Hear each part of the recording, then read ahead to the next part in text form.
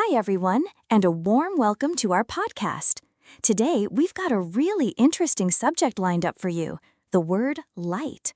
We'll be exploring how it can be used in different meanings and situations.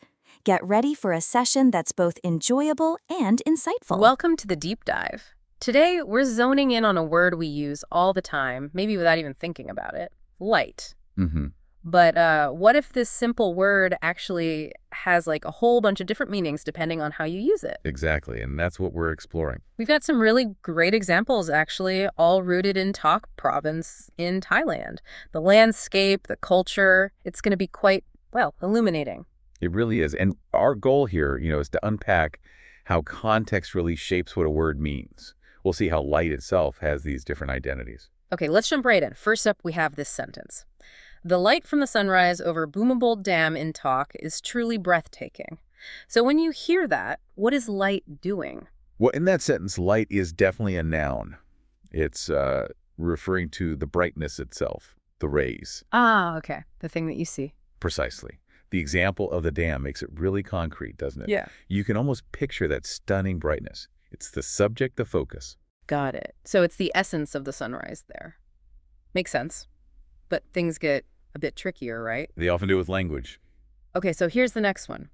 I packed a light backpack before hiking to Tilosu waterfall. Now, what's light doing here? Right, this is interesting because your first thought might be something else, but here, light is actually an adjective. An adjective? How so? It's describing the backpack. It means the backpack isn't heavy. It's a characteristic of the backpack. Ah, I see. So it's not about brightness, it's about weight. That's a big switch. And Tilosu, that's a huge waterfall, right? So you definitely want a light pack for that hike. Exactly. So it's describing a quality. And this is where people sometimes, get mixed up between describing something as light and the action of lighting something. Yeah, I can see that. It makes you pause. So if that's the adjective, what does the verb look like? How do we see the action? Good question. Our sources give us a clear example for the verb, meaning to start a flame, like this. We light a fire to stay warm during our camping trip in Tak. Okay, that's clearly an action. We light. You're doing something. Totally different from the backpack example. Precisely. The grammatical function changes, and so does the meaning. One describes, one acts. And there's another verb example, isn't there? Tied to a festival? Yes. Also from Tak province. People in Tak light candles during Tak's Loi Krathong Sai festival. Ah. And here again, light is definitely the verb. The action of making the candle start burning. And that example is great because it connects the word directly to a cultural practice. You can picture the scene, the festival, people actually lighting things. Absolutely. It shows how language reflects what people do. The action of lighting candles is central to that festival, and the verb captures it perfectly. So let's recap quickly. We've seen light as brightness, like the sunrise, that's the noun. Yep.